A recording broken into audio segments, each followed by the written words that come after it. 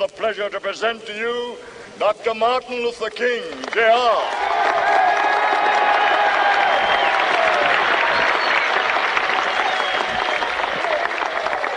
I am happy to join with you today in what will go down in history as the greatest demonstration for freedom in the history of our nation.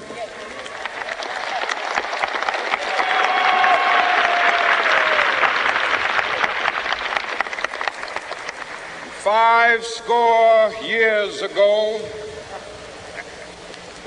a great American in whose symbolic shadow we stand today signed the Emancipation Proclamation. This momentous decree came as a great beacon light of hope to millions of Negro slaves who had been seared in the flames of withering injustice. It came as a joyous daybreak to end the long night of their captivity. But 100 years later, the Negro still is not free. 100 years later, the life of the Negro is still sadly crippled by the manacles of segregation and the chains of discrimination. 100 years later, the Negro lives on a lonely island of poverty. I have a dream that one day this nation will rise up and live out the true meaning of its creed. We hold these truths to be self-evident, that all men are created equal.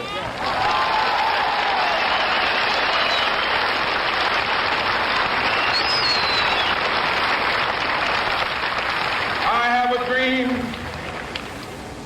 that one day on the red hills of Georgia, the sons of former slaves and the sons of former slave owners will they be able to sit down together at the table of brotherhood. I have a dream that one day, even the state of Mississippi, a state sweltering with the heat of injustice, sweltering with the heat of oppression, will be transformed into an oasis of freedom and justice. I have a dream. My four little children will one day live in a nation where they will not be judged by the color of their skin, but by the content of their character. I have a dream today.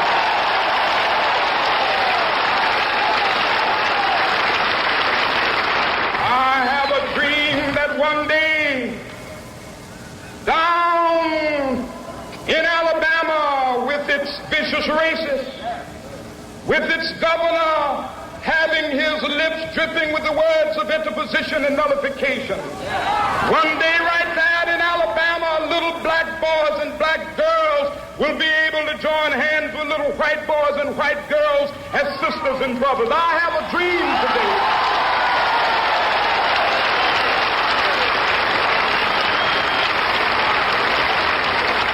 I have a dream that one day every valley shall be exalted, and every hill and mountain shall be made low. The rough places will be made plain, and the crooked places will be made straight, and the glory of the Lord shall be revealed, and all flesh shall see it together.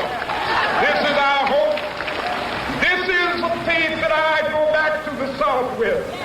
With this faith, we will be able to hew out of the mountain of despair a stone of hope. With this faith, we will be able to transform the jangling discords of our nation into a beautiful symphony of brotherhood. With this faith, we will be able to work together, to pray together, to struggle together, to go to jail together, to stand up for freedom together, knowing that we will be free one day.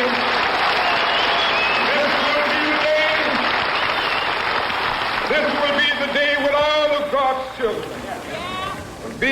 to sing with new meaning, my country, tears of thee. Sweet land of liberty, of thee I sing. Land where my fathers died, land of the pilgrim's pride. From every mountainside, let freedom ring. And if America is to be a great nation, this must become true. And so let freedom ring.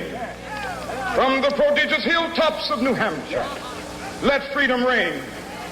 From the mighty mountains of New York, let freedom ring. From the heightening Alleghenies of Pennsylvania, let freedom ring. From the snow-capped Rockies of Colorado, let freedom ring. From the curvaceous slopes of California.